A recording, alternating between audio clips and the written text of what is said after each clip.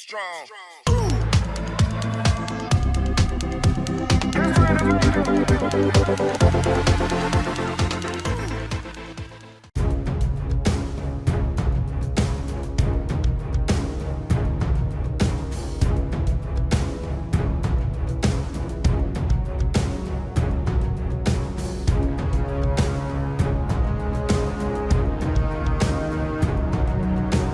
The skies over the Philippines are on the verge of change.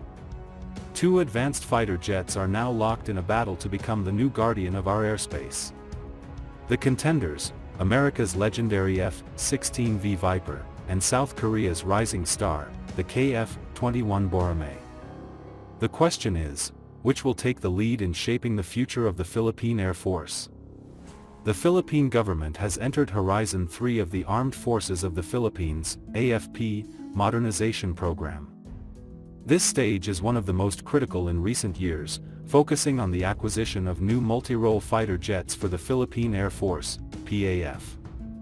The move is seen as essential to securing air superiority, strengthening territorial defense, and boosting the Philippines' strategic standing in the Indo-Pacific region. For nearly a decade, the PAF has relied on South Korean-made FA-50 Fighting Eagle light fighters. These aircraft have proven their worth in real-world combat situations, including during the 2017 Marawi siege. However, as security challenges become more complex and regional tensions grow, the PAF needs aircraft with greater range, more advanced weapons, and higher performance than what the FA-50 can provide. One early front-runner in this competition was Sweden's Saab JAS-39 Gripen. Last month, Saab brought a Gripen to the Philippines to showcase its capabilities to defense officials and PAF pilots. This was part of an aggressive marketing push, highlighting the success of the Gripen program in Thailand, the first Southeast Asian nation to operate the jet successfully. Saab hoped the Philippines could replicate this model. With its lower price compared to most competitors and its compatibility with NATO standard systems, the Gripen seemed like a practical choice. The Philippine government allocated 400 billion Cuban pesos for the program, with an initial goal of acquiring 4 aircraft. However, despite its cost advantages and operational efficiency, the Gripen gradually fell out of favor due to political, strategic, and technical considerations beyond the aircraft's raw performance. By mid-year, the Department of National Defense announced that the competition had narrowed to just 2 finalists, Lockheed Martin's F-16V Viper from the United States and South Korea's KF-21 Boracay. This announcement effectively eliminated not only the Gripen but also France's Rafale and the Eurofighter Typhoon from the running. The KF-21 Boracay was a surprising entry. A 4.5 generation fighter still in development, it features partial stealth capability and avionics influenced by the design philosophy of the F-35 Lightning II.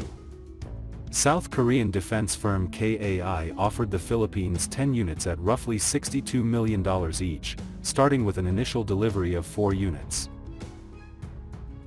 However, mass production will not start until 2026, and priority deliveries will go to South Korea's Air Force and Indonesia, both partners in the program.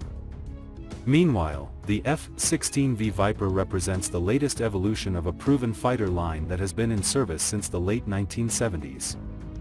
This upgraded variant features ESA radar, enhanced weapons integration, and a fully digital cockpit, giving it capabilities well beyond earlier versions. Its operational history spans multiple global conflicts, and its maintenance and spare parts availability are unmatched in the market. Beyond its technical merits, the F-16V holds strong political and strategic value for the Philippines. Choosing the American-made jet would strengthen U.S. Philippines defense ties, especially important amid rising tensions in the West Philippine Sea. The United States remains a treaty ally and a key security partner under the Mutual Defense Treaty. However, high demand worldwide has created a production backlog for the F-16V, potentially delaying delivery to the PAF. This choice between the F-16V and KF-21 is not just a matter of performance, it is a geopolitical decision. The F-16V would reinforce Manila's security relationship with Washington and integrate seamlessly with U.S. and allied forces in the region. On the other hand, selecting the KF-21 would deepen defense cooperation with South Korea, a country that has already supplied the Philippines with warships, armored vehicles, and Fa-50 aircraft in recent years. The advantages of the F-16V include its proven combat track record, interoperability with allied forces, and well-established global support network. Its main drawbacks are its older airframe design, which lacks full fifth-generation stealth capabilities, and the long delivery timelines. The KF-21 offers newer technology, modern design, and limited stealth features, making it more future-proof, but it suffers from a lack of operational history and uncertain production schedules. Looking further ahead, the PAF has expressed interest in acquiring the F-35 Lightning II, considered the most advanced stealth fighter currently in service. However, the aircraft's extremely high cost and strict U.S. export controls make such a purchase highly unlikely in the near term. Even close allies have faced restrictions in obtaining the F-35. The decision between the F-16V and KF-21 will likely be the PAF's most important strategic choice of the decade. This procurement will shape the country's air defense posture, alliance relationships, and readiness for future conflicts in the Indo-Pacific. With tensions in the West Philippine Sea escalating, the need for capable modern fighters has never been more urgent. Balancing short-term needs, such as upgrading Fa-50s, with a long-term plan for fifth-generation fighters will be crucial for the success of the Philippine Air Force modernization effort.